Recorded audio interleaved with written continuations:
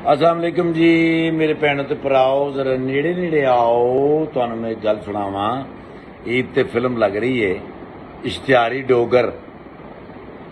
बड़े अरसे बाद तुहानू एक बेहतरीन पंजाबी फिल्म सिनेमे की स्क्रीन ते मिलेगी। कैपिटल सिनेमा और पूरे पंजाब दे विच लग रही है।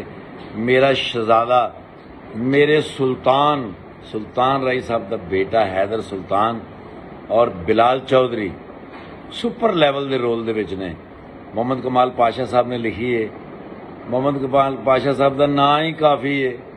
उत्ते लिखा है मुसन्नफ मोहम्मद कमाल पाशा। तो फौरन टिकट ले लेनी चाहिए। अगर ईद इंजॉय करनी है मेरे यारा मेरे भरावां ने मेरे पंजाबियां मेरे सोहणे मेरे वीरां ने तो इश्तिहारी डोगर फिल्म जाके वेखोगे तुहाडी ईद हो जाएगी। हैदर सुल्तान बिलाल चौधरी शहजादे लाड़े प्यारे मेरे चुम्मे। Thank you and love you life time.